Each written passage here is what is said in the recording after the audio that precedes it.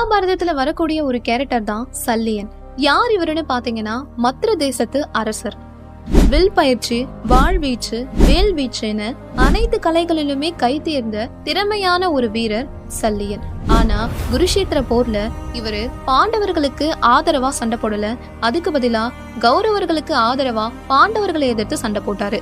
அதுக்கு காரணம் துரியோதனனுடைய சூழ்ச்சி தான். ஆனா சல்லியன் கிட்ட ஒரு மிகப்பெரிய வரம் ஒண்ணு இருந்துச்சு. அது என்னன்னா, கோபத்தோட யாரு சல்லியனை எதிர்த்து சண்டை போட்டாலும் அவங்களுடைய பலத்துல 1000 மடங்கு சல்லியனை வந்து சேரும் அப்படிங்கிறது தான் அந்த வரம். ஆனா இந்த வரத்தை பத்தி பகவான் கிருஷ்ணருக்கும் சல்லியனுக்கும் தவிர வேற யாருக்குமே தெரியாது. அதனாலதான் குருஷேத்திர போர்ல தர்மரை சல்லியனை எதிர்த்து சண்டை போட வச்சிருப்பாரு கிருஷ்ணர்.